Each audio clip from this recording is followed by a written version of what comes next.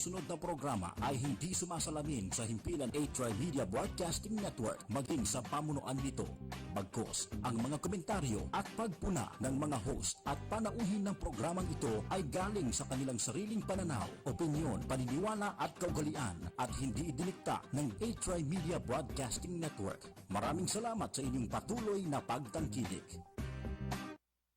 This program is brought to you by A-Tri-Media Pro Incorporated. Magandang umaga. Congratulations. Tagahanga mo kami. Hindi mo lang nakuha. Matagal na kami nakikinig sa'yo. Kasi magandang programa mo. Bukod sa mayroong tinatalakay na tama sa bayan, mayroong humor. At saka bilib ako sa'yo. Kasi nung minsan, parang nagagalit yung babae sa'yo, pero hindi mo pinatulang, cool ka lang. Ang ganda ka, kung tinamukha ko yung si Percy ka, magaling talaga ako. Pero talagang kaka ko, maganda ka makiharap sa tao. Congratulations, babati lang ako sa'yo at more power. Keep it up. Balita, impormasyon at mga isyong may kinalaman sa bayan, lahat isisiwalat ng walang takot, lilinawin, hihimay-himayin, matapang, ngunit malalim at makatotohanang komentaryo sa Lapid 5. Lapid 5, kasama si Percy Lapid.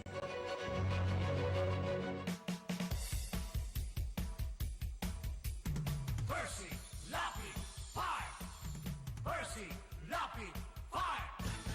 Tapang mo'y kakaiba, walang takot sa pagbira. Oh yeah! Oh yeah! Kapag mayroong anomalya, ibubulgar na talaga. Oh yeah! Oh yeah! Mga kurap sa gobyerno, ibibisto ng walang preno, maging ikaw man ay politiko. Artista man o kahit sino, masasabugin ang baho mo.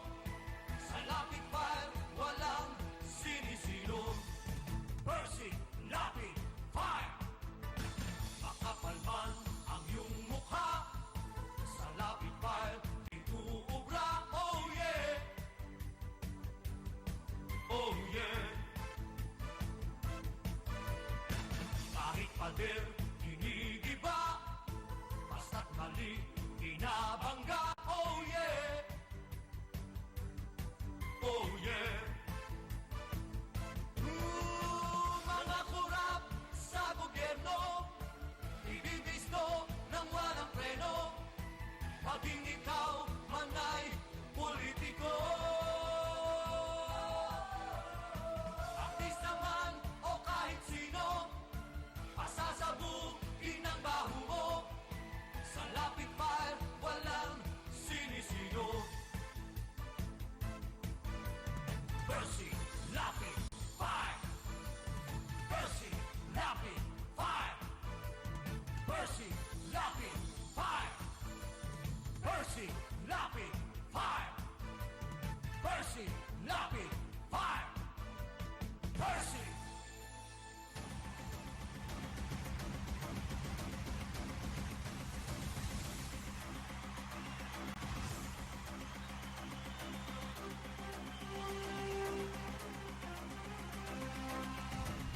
Magandang umaga po mga kaibigan. Ito po si Percy Lapid. Ito po naman si Peter Talaslas.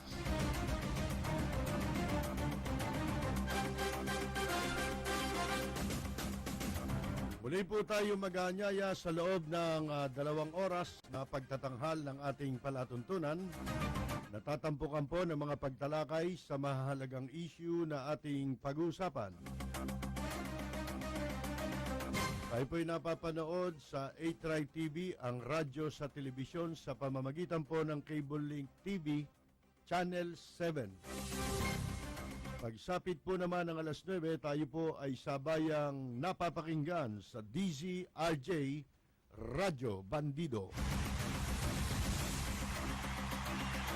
Sa mga nais po namang magbigay ng reaksyon sa mga paksa na ating pong pag-uusapan ngayong umaga, ang ating pong landline kung saan maaari po kayong tumawag ay 997-7589.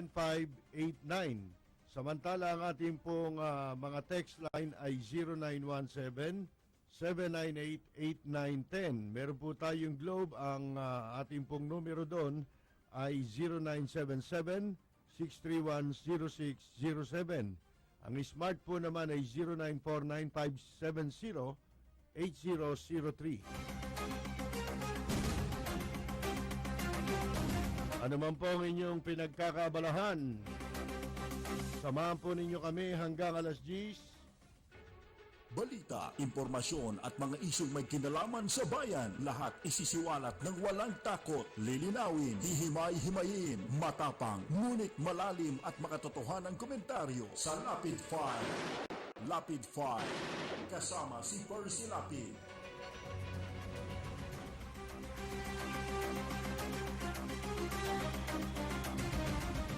Meron pong sinasabing dokumento na nagpapakita na meron pong ipinasok na deposito sa bangko, mga kaibigan, ng mga dating tauhan ni De Lima sa Department of Justice. Ito po yung maaabot, yung lumabas na yan, 24 million pesos daw po sa loob lamang ng isang buwan.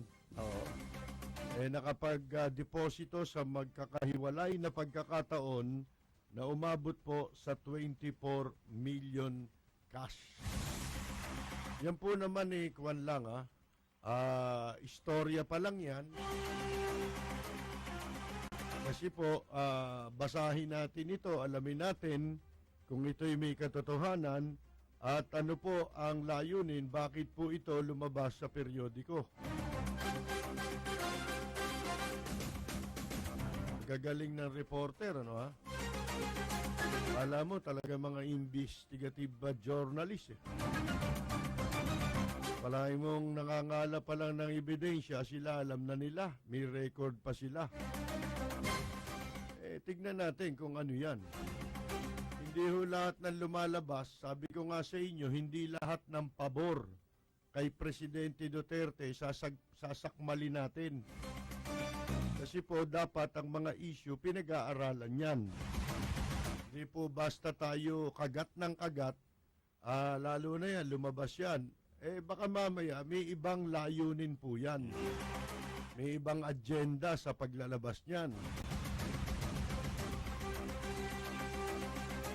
At may sagot na kagad dyan si De Lima.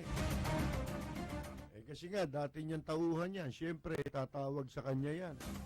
Paano ba ito? Naiipit kami kasi kasama kami sa listahan ng mga ika nga po dapat imbestigahan.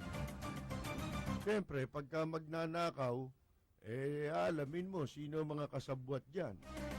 Sino mga pinanggalingan ng pera niyan, saan napunta yung pera na yan, yung 24 million. Pero may balita po tayo, mga kaibigan, hindi 24 million lang. Katulad ng sinasabi sa pahayagan. Hindi po 24 million lang. Droga yan, 24 million. Department of Justice Secretary ka, 24 million. Mga kaibigan, isang balabal lang ni De Lima yun 24 million malaki yan. Isipin mo, protektahan mo yung negosyo ng mga drug lord. Palaganap kayo ng karumal-dumal na kawalang hiyan dito sa Pilipinas at gawin ninyong siraulo yung mga Pilipino. Binaliw ninyo, mga walang hiya kayo. At ito raw pong investigasyon naman sa sinasabi pong 81 million dollars na laundering, Money scam. laundering. Na ang pera po ninakaw sa Bangladesh. Tapos na raw po. Ibig sabihin ng tapos na, ewan ko kung dalawang bagay yun, isasampa ba o hindi isasampa? Idi-dismiss ba o ipapile? Yun ang hindi nakasulat sa mga balita Eh kasi po, tayo na lang ang bumobomba dyan. Lahat, natapalan eh. Eh, pinasasama pa nga nila ngayon, parang kasalanan pa ng Bangladesh. Pagka nakinig kayo sa radyo. Eh kasi maraming kaibigan dyan si Kimong pati sa media. Ano ibig sabihin nun? Ibig mo ba sabihin, hindi kayo nagkaroon dun sa $81 million? Yan po ang Pilipinas mga kaibigan At saka ito pong Senado, eto magkakaalaman na tayo. Hindi ko mo pabor kay Presidente Duterte ang lahat ng bagay makakabuti sa kanya. Yan tandaan ninyo, ako nagsabi niyan Merong mga pagkakataon na makakasama sa kanya. Ngayon itong mga tarantadong senador, kaya kung ako tatanungin ninyo, mag-revolutionary government na lang si Presidente Duterte kasi wala na pong solusyon ito itong gobyerno natin kung dadaanin natin lahat ito sa daldalan. Mag-iimbestiga ang Senado. Ano ba yan? Di ba daldalan yan? Daldalima? Wala naman tayo mapapala dyan Mga kaibigan, binibigyan lang natin ng pagkakataon itong mga taong ito na manloko ng publiko. Sa panong paraan? Kasi nanonood sila ng television Diyan nakapagpapanggap sila. Anong klaseng pagpapanggap? Nakapagpapanggap sila na may malasakit sila sa publiko. Ang hindi alam ng mga tanga na publiko, mga kaibigan, na maloloko nila, ang hindi nila alam, ginagamit sila na kunyari pinagmamalasakitan sila nitong mga investigasyon, mga senador. Ba't niya pinapatay ninyo? Human rights niya yan.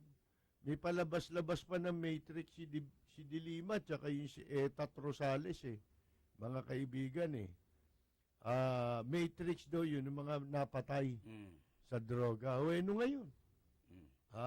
Ang masama, ang pinatay mo, mga walang mala, yung hindi nagsasyabo, nag-aaral lang sa eskwela.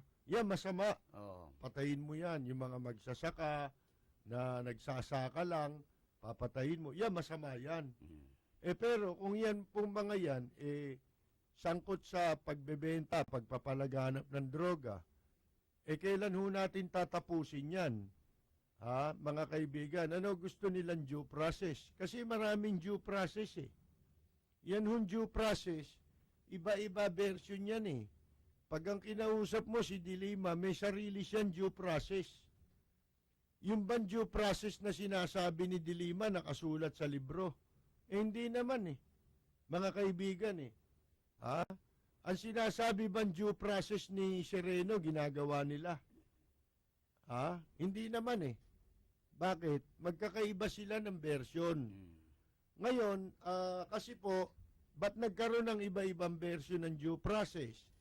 Kasi po, yung due process, nababo yan dahil, siyempre, pag iba-ibang version, walang due process.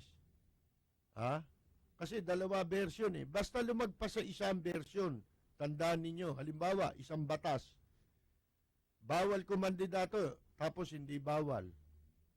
Pagka yun nagkaroon ng ganong batas, nagkaroon ng ganon desisyon, ang Korte Suprema, walang batas yun, ibig sabihin. So, walang due process. Sino gumawa nun? Sino sumira ng due process? Hindi ho ba sila? Ngayon, kung lahat po na yan, dapat nga ipagpasalamat pa ng hukuman at saka ng mga piskal. Ang nalulungkot lang kasi rito, yung mga piskal, mawawala ng manunuhol sa kanila na makakasuhan. Bakit Kasi nawalan sila ng trabaho Nakatipid sila sa trabaho nila. Pero yung sweldo nila, ganun pa rin naman nawala lang po yung nabawasan yung mga kaso na hawakan nila. Bakit? Kasi kung idadaan natin sa kanila, sa malamang at sa hindi, walang mangyari sa kaso. Katulad nga nung di naman kinakaila ni ni Sereno na nadidismiss ang kaso ng mga droga sa kanila. Sa kanilang poder sa husgado, lalo na sa Supreme Court. At isinisisi nila ito dun sa luma nilang mga pangangatwirang palusot. Ano yun? Kesyo wala raw masyado kasing judge, tumatagal ang kaso. Pagka na-dismiss naman, hindi dumadating o sumisipot ang mga arresting officer na pulis, yung mga authorities na humuli dun sa kinasuhan. So, nangyayari, based on technicalities na lang sila, nagdi-dismiss sila ng kaso, napapawalang sala ang isang tao, hindi dahil sa inosente siya, kundi pinawawalan sala nila ang tao, ang basihan nila technicalities, mga kaibigan. Ano ibig sabihin po nun? Kasi po, alam na pala nila na ang basihan ng pagdidismiss sa kaso, kaya nadidismiss ang kaso, karaniwan ng problema, yung hindi pagsipot ng mga pulis, alam niyo na palang ganun. Bakit wala kayong na-reprimand o kaya napatawan ng contempt of court sa hindi nila pagsipot? Di ba pwedeng mag-contempt yan? Pwede. Pag hindi sumipot, pwede nilang i-compel ang kahit sino na gusto nilang ipatawag sa korte. Pwede yun. Lalo-lalo na yan ang umaresto sa nililitis na kaso, mga kaibigan. Napaka-importante. Ginawa ba yan? Walang gumawa ng gano'n eh. Siyempre, sinusumpena yan. Arresting officer, susumpinahin yan. Pag sinumpena, hindi naman sumipot, pinarusahan nyo ba? Yan ang tanong eh. Obstruction of justice. Yan ba ang due process na gusto ninyong, na inyong pinagsisigawan? Hindi yan. Kasi ang due process, hindi naman gumagana eh. Hindi nyo pinagagana. Kaya sabi ko nga sa inyo, si Duterte, hindi mali. Tama si Duterte. Bakit? Bakit naging tama si Duterte? Dahil ba sa siya talagang tama ang ginagawa niya? Hindi. Bakit naging tama? Kamo, hindi tama ginagawa. Naging tama siya dahil mali kayo. Kung hindi po binaboy at sinalaula sa mga nakaraang administrasyon ng mga nasa judiciary, ng mga nasa executive, ng mga nasa legislative, ang mga batas natin na umiiral, mga kaibigan, kung pinagana nila ang rule of law at hindi nila nilapastangan, mga kaibigan, mali si Duterte. Kaya naging tama si Duterte dahil mali na ang sistema. Mali na po yung umiiral na nalalamang due process of law na sinasabi. Kasi ang due process of law dapat isa lang. Hindi. Iba-iba na ng version mga kaibigan At dito mapapansin ninyo kung sino yung akusado, siya may gustong magdikta kung paano patatakbuhin ang due process laban sa kanya. Bago tayo magpatuloy, ilan po muna ang mahalagang mensahe mula po sa ating himpilan. Magbabalik po kami pagkatapos lamang ng ilang saglit. Magbabalik ang inyong paboritong programa dito sa DZRJ 810 AM, 8 Media at 8 TV, Cable Link Channel 7. This is 8 TV. Mantikang makapit, mag-dishwashing na sulit! Dasuli! Ang kalsebo pati lansa I love it! Sulit pa yan! Pagdas paste o doble pa ang dali ng ugasan. That's the way! Dasuli! I found the one! That's the way! Dasuli! I found the one! Todo linis, presyong sulit Sobrang init. Sumakit ang ulo ko. Buti, mabait katabi ko. Taas ng lagnat ko noon. Buti may nagmalasakit. Nanghina ako sa headache. Buti may tumulong. Sa sakit ng ulo o lagnat, kusang lumalabas ang pag-aalaga. At wala nang hihigit pa sa ingat na napapadama natin kasama ang Biojesic po. Tayo, Jessic, na. Mrs. Biojesic po. Biojesic, ingat na damang-dama. Trusted quality healthcare. Unilab yan. This program is brought to you by 8 Trimedia Pro Incorporated. Balita, impormasyon at mga isyong may kinalaman sa bayan, lahat isisiwalat ng walang takot, lilinawin, hihimay-himayin, matapang, ngunit malalim at makatotohanang komentaryo sa Lapid 5. Lapid 5, kasama si Percy Lapid.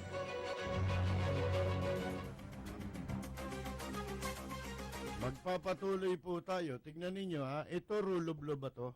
Bigyan ko kayo ng isang example.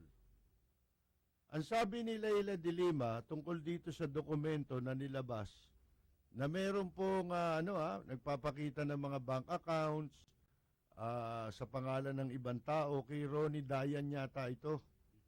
Ngayon may cash deposit na 24 million, sinasabi. Ito sagot ni de Lima. Ang sagot niya, nagbababalaan niya. Ito yung sa balita Nagbababalaan niya si de Lima kay Secretary Vitaliano Aguirre and National Bureau of Investigation Director Dante Aguiran laban sa ito daw sila ay makasuhan ng perjury dahil sa pagmamanufacture ng mga ebidensya laban sa kanya o kaya siya mapipilitang sampahan sila ng kaso. Ngayon ito yan ba kailangan mong sabihin? Akusado ka inaakusahan ka. Wala pang formal complaint. Pero senador ka, abogado ka, alam mo yan. Mga kaibigan, kailangan mo bang ibanta na perjury? Bakit nagbabanta? Bakit malakas ang loob ni de Lima na pagbantaan? Imbes na ang sabihin lang, simple. Ang sasabihin mo lang, kung talagang wala siyang kinalaman at wala yung hindi totoo yung mga alam niyang manufactured, halimbawa, yung mga dokumento. Dito kaya nagiging tama si Duterte. Pag-aralan nyo mabuti yung mga sinasabi namin. Hindi ko sinasabing mali si Duterte dahil mali ginagawa niya. Mali ang ginagawa niya pero tama siya. Meron mga bagay na mali pero tama. Bakit to? Kasi po, yun ang paraan Yun ang tama at wastong paraan sa sitwasyon. Ba't ano ba sitwasyon ng Pilipinas? Ang sitwasyon kasi ng Pilipinas, pinangangalandakan nating demokrasya, may rule of law, mga hindoropot kayo, mga kaibigan, may rule of law pala, pero hindi naman pala gumagana yung sistema ng gobyerno natin para pairali ng rule of law. Halimbawa, sa Japan, yun ang rule of law. Kasi sumusunod ang tao ron. Pag nagkasala, pinapananagot. Pero wala kang maririnig na ganun. Di ba, ilan na po yung mga napakarami na rin, hindi na rin natin matandaan yung ibang kaso, na mga opisyal sa Japan, inakusan, nasangkot sa iskandalo, na hindi ganito ang kalaki, ang bigat ng kasalanan na kanilang inarap. Pero narinig ka ba, may narinig ka ba na, didimanda ko kayo. Ikaw pa nagbabanta Kasi ikaw yung pinapananagot sa batas, pananagutin ka sa batas Bakit sa'yo dapat manggaling ang pagbabanta? Gustong-gusto naman ng mga media yun. Kasi may lagay yun. Yung statement na gano'n, pag nilabas mo, may bayad yan. Ano yan, libre? Utot nyo. Yan, baluktot na lahat pati ang media kasali sa pagbaluktot. Hindi rule of law yan. Kung talagang walang kasalanan si De Lima, ano ang dapat na maging statement o reaksyon niya? Kaya halata mo, guilty yan eh. Nananakot eh. Nagbabanta eh. Nagre-react agad eh. Ang talagang reaksyon dyan, natural reaction dyan, kung ikaw ay public official. Kasi, pag inakusahan ka, ikaw ay public official, meron kang accountability para panagutan mo yung mga ibinibintang na kasalanan laban sa'yo. Ngayon, kung ang sagot mo ay mananakot ka, didimanda kita, gago ka. Ginagamit mo ngayon yung kapangyarihan mo para takutin mo yung proseso ng batas. Para wag maiwasan mong gumana sa pag-akala mo sa pamamagitan ng pananakot mo. Hindi gagana yung due process laban sa iyo. O sino bumabaluktot ng due process? Di ba sila? Ano dapat statement niya? Bay, simple lang eh. Abay, kung talagang meron sila mga hawak na dokumento, edi ipresenta nila yan pag sa tamang pagkakataon. Sa tamang pagkakataon, sa proper forum kung tawagin sa English. Tsaka mapapahiya. Ano ba ang proper forum nun? Di ba yung sasampahan siya ng kaso? Kasi ito yung mga testigo at mga ebidensya. Mapapahiya si De Lima dyan. Sabi niya, fabricated ang dokumento. Paano kung totoo yung dokumento? Di ba? Na merong bank account, inilagay, nagkaroon ng deposito. Hindi fabricated yun. Kaya lang, hindi naman sinabi ni Aguirre na sa'yo yun. Pero inutusan mo yung mga tao na magdeposito sa pangalan ng ibang tao. Ayun yun ang sinasabi ni Justice Secretary. Alin? Yung siya, nagpa-deposito doon sa dalawang staff niya. Hindi niya sinasabi yun. Yung taong tumitistigo ang nagsasabi. Yun na nga. Si Aguirre. Sabi nga ni Aguirre, merong witness na itong mga witness na to, nagbigay ng statement na sila inutusan. Ayun. Ang per Julius, hindi si Aguirre, yung dalawa, Hindi. pwede mong ano. Hindi, nandun na tayo eh. Kaya nga sinasabi ko, ang dapat na statement dyan, ang tamang pananalita ng isang hindi guilty. Pagka yan, salita ng guilty yan. Kamukha lang yung nag-post ng ng maling litrato. Siya nag-post.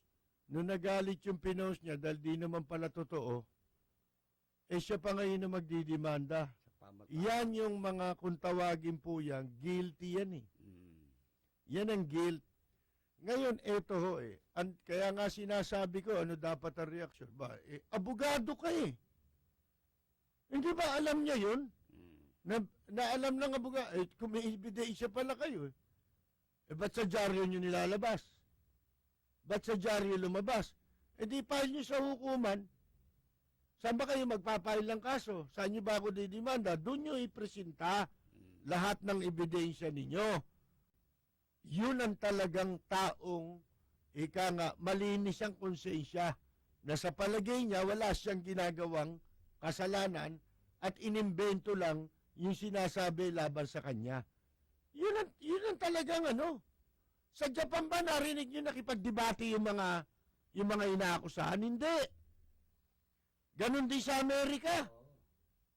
Lahat ng mga public official na inakusahan, hindi nila binantaan yung kung sino man na ididemanda kita. Pagka hindi totoo yan, bakit ko sinasabi ito? Kaya ko po sinasabi ito dahil yung dokumento na lumabas sa periodiko, ako, suspecha ko, si De Lima rin ang nagpalabas. Nakita na ninyo. Kaya, kung lumabas man yun, siyempre, kung ikaw, maka-Duterte ka, lumabas, may 24 million kasi Dilima nakadeposito. Papalakpa ka pag mumumurahin mo si Dilima. Kasi yung balitang yon sa inaakala mo, pabor yung kay Presidente Duterte. Kung hindi ka nag-iisip. Ngayon, kung nag-iisip ka, ganito yan. Abay, teka muna. Lumabas 24 million, pagkatapos, kasabay na nilabas yung dokumentong nagsasabing may 24 million, may sagot na si Dilima. Aba, teka muna. Duda ka na rito, mga kaibigan.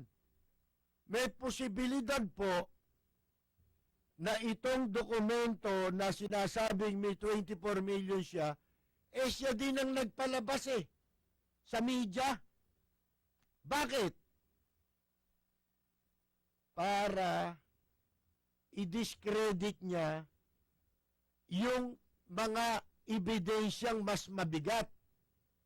Ano pa mas mabigat na ebidensya dyan? Ebidensya na nga yan. Mali kayo. Kasi narinig ko si Aguirre kaninang umaga, nagsasalita in-interview Ano sabi niya? Ang pinagtataka namin, paano lumabas? Nag-iimbestiga pa lang kami. Paano nag-leak yung information na yan? 24 million ba? Hindi. Mas malaki. Nakita na ninyo? Bakit? Sino ba ang iniimbestigahan?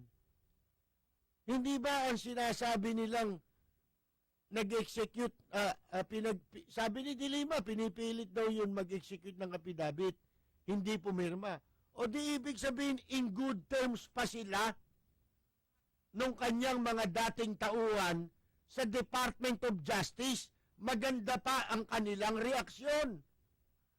Saan ka nakakita niyan? Di ba kung talagang ito legitimate story na nanggaling sa Department of Justice mismo? Ang pinagmulan official statement ito na binigay ng Department of Justice. Kung sila nagbigay niyan, mga kaibigan. Bakit kinakailangan makarating kaagad si Dilima at kay Dilima at makagawa siya kaagad ng sagot niya? Para pa sinungalingan niya yun. May kwento siya na nagsumbong pa raw sa kanya yung dalawang testigong iniimbestigahan ngayon ng Department of Justice. Yan po kayo magtaka. Hindi ganyan ang trabaho sa media. Ano sinasabi ngayon? Kumakalat na yan daw kasing information na yan nanggaling sa Senado. Bakit doon manggagaling? Hindi sa Department of Justice. Ano intensyon? Yan nga dapat pinag-aaralan nating mabuti. Antayin natin na magkakaroon ng opisyal na mga ebidensya pagka naihanda na lahat. Kasi po, ang gagawin ni Dilima, ito taktika niya, basang-basa ko na Dito pa lang, alam ko na ang tactics nila Hindi nga ba ang media nabubulgar na nakikinabang sa pera ng droga dahil sa mga ang pinopondohan nila yung paboran si Dilima, kampihan si Dilima. Tignan ninyo. Ngayon, ano ang strategy nila ngayon? Ang strategy po ng kampo ni Dilima ngayon ito. Pag halimbawa, natunugan nila, nakarating sa kanila impormasyon tungkol sa hawak na ebidensya, ano ginagawa nila? Uunahan nila. Ng paglalabas ng istorya. Kamukha nito na itong 24 million ito na sinasabing deposito sa bangko, hindi naman pala statement ito ni Secretary Aguirre, kundi nag-leak na information. Yung yung impormasyon na tawag mo ron, yung nag-leak, ni-leak. Ngayon, yan mga kaibigan na pwedeng sila ang nagpalabas ng istoryang ito para palitawin nila yung mas mabigat na ebidensya ng hawak. Kasi sabi ni Aguirre kaninang umaga sa isang interview sa kanya, hindi niya 24 million lang yan. Malaki yan. Ba't ako hindi maniniwala na malaki yan? Droga tong pinag-uusapan eh. Droga. Pagkatapos Secretary of Justice ka, 24 million lang? Katarantaduhan yan. Masyadong maliit. Magkano ang industriya ng illegal drugs? At para payungan ng isang Department of Justice cabinet member yung inyong aktibidad. Mga kaibigan, di barya yan. Bakit nga lumabas? Nilik nila yan. Para yung mga susunod, mabawasan ng credibility. Yun ang akala nila. Ang hirap po kasi ngayon, walang naniniwala kay De Lima. Yun. Kahit natulungan pa siya ng sangkaterbang media. Yung credibility. Hindi siya makabangon. May crisis siya. Wasak na ang credibility niya. Yun ang problema eh. Mga kaibigan eh. Ang problema niya, buong-buo ang kredibilidad ni Presidente Duterte. O kaya nakikinabang sa credibility niyon yung mga nasa ilalim ng Presidente katulad ni Justice Aguirre at ng ibang agency ng gobyerno. Nababahaginan sila ng credibility. Kaya mahirapan si De Lima kahit magtulong pa yung mga media na nalalagyan nila. Envelope. Mga PR dyan. Na hindi nag-iisip. Media kami, journalist eh. Mga nababayaran kahit na ikompormiso ang interes at kapakanan ng ating bansa at ng ating mga kababayan na nasisira ang ulo dahil dyan sa pagkalulong sa illegal na droga.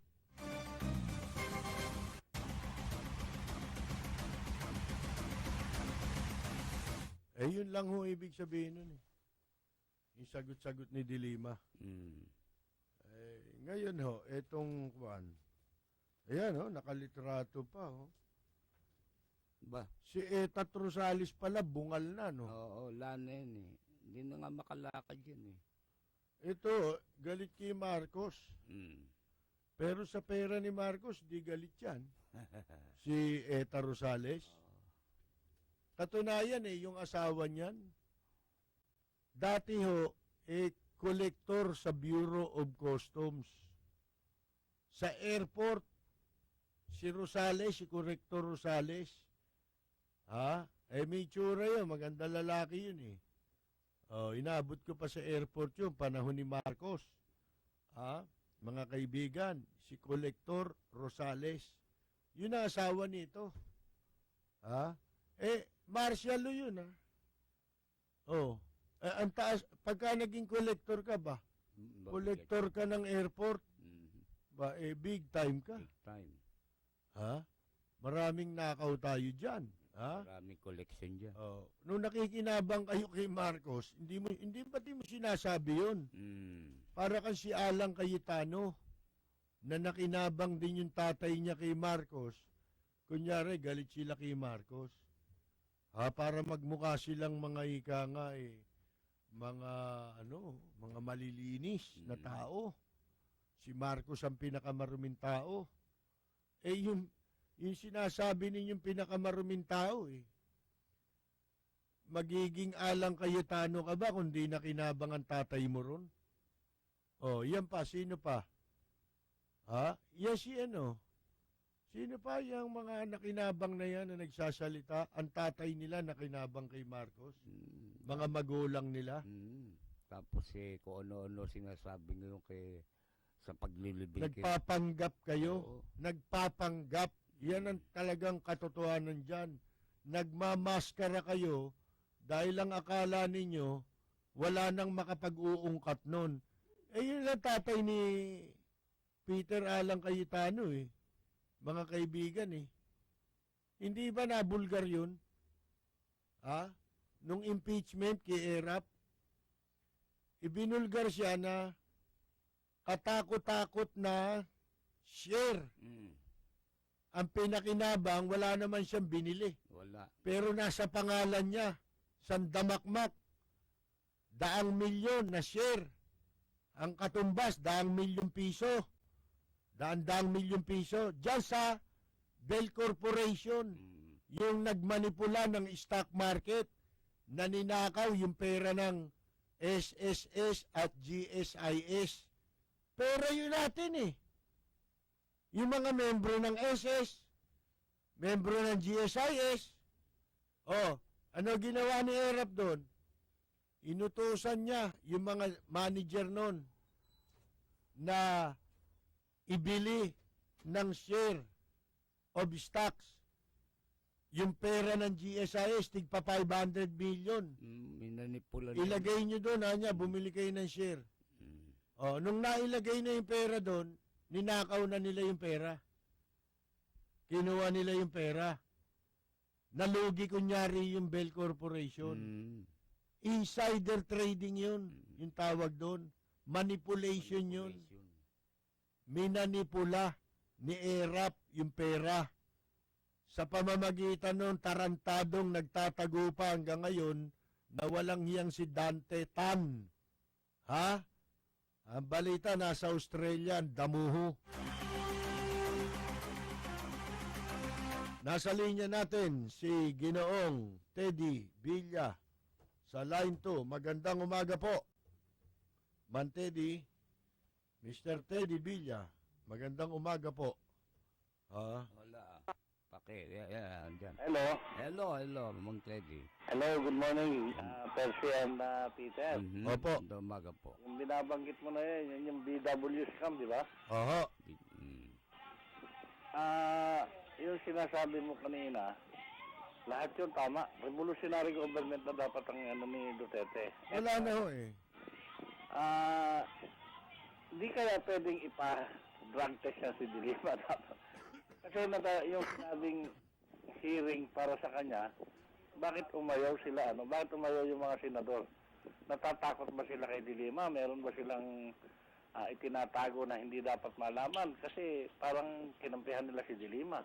Kinakampihan talaga. Kasi nga, dito magkakabistuhan na na lahat sila, yung yung PDAP scam, ayaw nila yan. Si Dilima, kaya nila pinagtatanggol kasi ang gusto nila, yung sindikatong nakatatag sa gobyerno, wag mapirwisyo yun. Kasi maapektuhan sila. Hindi sila nagmamalasakit sa taong bayan. Lahat yan, maskara lang yan. Wala, gasgas na yun para sa taong bayan. Gasgas na yun, gasgas na yan. Doon nga sana tayo papunta mamaya sa second portion ng ating program. Ito, meron pa akong ewan ko lang kung totoo itong nabalitaan ko sa mga kaibigan ko. Di ba nagpalabas ng memorandum ang BPI na kailangan lahat ng depositor, kaya nataranta lahat na mag-file uli ng panibagong mga credentials nila, may kasamang litrato. Takot Kasi sila. na-discover na Central Bank na merong narco money na pumapasok, pinipirmahan, ang nakapirma yung mga drug lord. Pero hindi na ang ibang pangalan, yung mga nakalitrato, walang litrato, wala lahat. Sana ganun nga, maganda 'yon ha. Ang ginawa ng ngayon, kaya nataranta sila mag-file ulit kayo ng kasi hindi nila malaman kung sino-sino yung mga na yan dahil nakatago Parang revalidation, Revalidation. Oo. Kasi kung hindi ka kasali, magpapile ka ng panibagong credentials mo, pati litrato. Yun ang bagong na memoranda ng BPI. Hindi ka apektado. Oo, pero talagang pumasok yung drug money. Na talagang pumasok. Hindi na yun Central Bank. Wag na muna natin nung sabihin drug money yan. Yun lamang malaking deposito, paano mong paliliwanag? Yun. Kaya hindi ka makapagre-renew. Yun nga yun eh. Kaya sabi ko nga, totoo itong nangyayari sa Pilipinas na to, hindi ito simpleng pangyayari, napakalaki nito. Tatanda mo, sinabi ng Pangulo dati, kay Dilima, na killing me softly. Ang ibig sabihin ng killing me softly, kumpleto na ang mga ebidensya laban kay Dilima. Kaya lang hindi siya binabanata kasi hinahanap nila yung mas mataas pa kay Dilima. Na meron talagang mas mataas pa kasi Tsaka hindi naman maglalakas ng loob yan. yes, Kung masyadong mga papildi hapon lang ang hawak nila. Hindi magngangaw ng ganyan si Dilima kung walang pinangahawakan. Inuunahan niyang, kala niya, yun ang paraan para sirain yung credibility. Credibility, ano yan? Katulad nitong deposit, hindi pala 24 million lang yan. Malaki yan eh. Hindi pwedeng 24 million kasi ano yan eh. Narcomani yan, hindi yan pwedeng ganyan. Kaya ang paniwala ko dito, siya rin ang nagpalabas niyan eh. Hindi kasi para preemptive measures ni Dilima yan. Yun nga ho, para i-discredit. Tapos sasabihin niya, tauhan pa, ito pa, yung tauhan niya pa ang nagde-deposito. Yun, medyo kaduda-duda na yun. Ito pa isa. Yung si Soto, bakit mo gustong yung ethics committee na kayo-kayo lang? Ang dapat talaga sa Senado, wala kayong magagalit sa amin kasi lahat kayo puro sa taong bayan. Pero magpa-drug test din kayo lahat. Importante yan. At independent na magda-drug test sa inyo. Tapos ito, Kapersi, panawagan ko sa mga media practitioner, no? Sa mga media, magbago naman kayo ng landas kasi para sa tao, magsama-sama na muna tayo, lutasin muna natin ang problema ng Pilipinas kaysa naman yung paano kung pamilya nila yung mga maano dyan. Ibig ko sabihin, Pwede naman silang tumanggap. Wala naman masama eh, pagtanggap eh. Kung hindi mo i-compromise ang interes ng bansa at ng mga mamamayan. Pagka ganyang conformation, halimbawa may nagkakaso dyan, natulungan mo, media ka, tumanggap ka ng pera, meron naman pera yan, natulungan mo naman siya, okay naman yun eh. Wala naman problema yun eh. may natatandaan Kahit na hindi ka media, may matulungan ka, bibigyan ka rin ng pera eh. Di ba? may natatandaan akong kasong ganyan sa Cavite City. May isang piskal na ipinasok sa kanya, lumapit sa isang abogado yung nahuling yung drug dealer. So, sabi ng piskal, sige, gagawin ko ng paraan. 150,000, nandun ako, kaharap ako ng binayad yun eh. 150, sabi ko, ano yung pera na yan? Gali yata sa palengke yan, basa-basa pa. Inubos lang yun sa inom, yung pera na yun. Ang sabi lang ng piskal, okay, sige. Huwag nang pasiputin yung mga arresting officer, tapos na yung kaso mo. Wala ka ng kaso. Bibigyan mo rin yung pulis. Nung araw pa yun, matagal na. Pero walang naparusahan dahil hindi... Tawag pa nung araw dyan, kaya huwag magagalit sa akin yung mga sa movie industry. Ang tawag nung araw sa Shabu, droga ng mga artista. Gusto mo? Yun yung tipo. Ang tawag pa nila nung araw, ubas. Cavite City. Sa Cavite yan, sa Imus, yung binibili. 1980s pa yan. Ibig sabihin, panahon na para ayusin, para maayos naman yung ano natin. Tama yung sinabi mo eh. Ang pamamaraan ni Duterte, pwede mo sabihin mali, pero kaya nagiging tama kasi mali yung mga ginagawa nung... Mali yung mga ginawa nila, ito naging epekto. Kaya ito na ngayon ang tama. Yun na nga, kaya nga eh. Tama yung ginagawa ni Duterte ngayon kasi mali na yung mga ginawa ng previous eh. Di ba? Sige o, salamat o. Balita, impormasyon at mga isyong may kinalaman sa bayan, lahat isisiwalat ng walang takot, lilinawin, hihimay-himayin, matapang, ngunit malalim at makatotohanang komentaryo sa Lapid 5. Lapid 5, kasama si Percy Lapid. Mali po yung ginagawa ni Presidente Duterte kung sa Amerika siya presidente. Doon niya ipapatupad yung kampanyang ganyang klase ng kampanya. Bakit? Hindi mo pwedeng ipatupad dyan doon sa isang bansa na umiiral yung rule of law, gumagana ang mga batas, iginagalang ang konstitusyon. Ang katunayan niya na ito, dugtong-dugtong ito dapat maliwanagan na ang taong bayan na ang talagang kailangan lang dito ni Presidente Duterte, magdeklara ka na lang ng revolutionary government.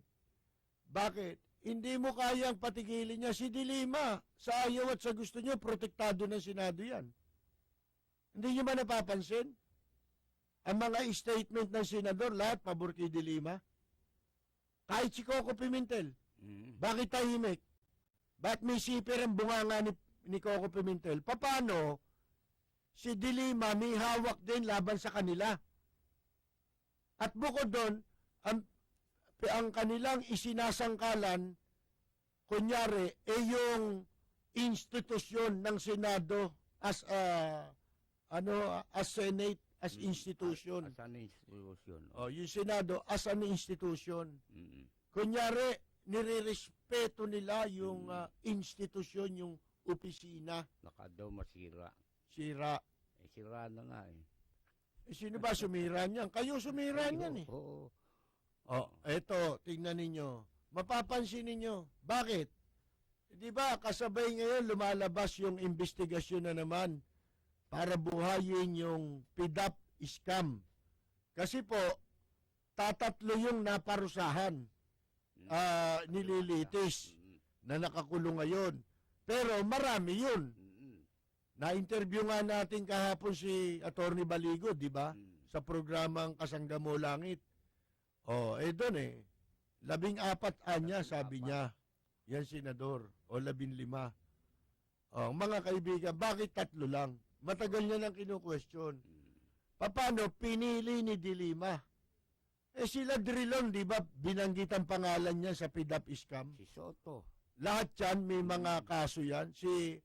Damuhong si Soto. Si Soto. Na naggagaling-galingan, Si mga Quirino, kaibigan. Si Honasan. Lahat po yan may tama. May Ultimo tama si yan. Bongbong Marcos Si meron. Bongbong. Mga kaibigan. Kaya, Bakit hindi nila po proteksyonan si De Lima? Mm. Yun lang ang tanging paraan para maging bargaining nila na wag ikanta ni De Lima ang mga pangalan nila. At wag din nilang idiin si De Lima. Suportahan nila, proteksyonan nila, ibalabal nila ang kumot ng Senado, kapangyarihan ng Senado, na kay De Lima para proteksyonan sa lahat ng kaso na pinasok nito tungkol sa droga. Ngayon, yan ba, magagamot pa ba yan? Sa pamamaraang kayang gawin ni Presidente Duterte? Kung ang umiiral ganitong klase, mga kaibigan, dito natin dadaanin sa umiiral na kung tawagin daw nila rule of law raw. Mga gago, hindi rule of law yan. Ang dapat gawin ni Presidente Duterte, magdeklara ka ng revolutionary government para walang makialam sa'yo. Wala nang po proteksyonan yung Senado. Si De Lima, wala na rin po proteksyonan. Mga kaibigan, mamaya may mga kasunod pa yan. Magpapatunay na tarantado yung mga senador na yan. Pagkatapos po ng ilang paalala, magbabalik kami. Sa pagbabalik po namin, sabayan na po tayong mapapakinggan sa DCRJ Radyo Bandido. Mga pangunahing balita at impormasyon na dapat ninyong malaman, mga kabulukan, pasisingawin at isisiwalat sa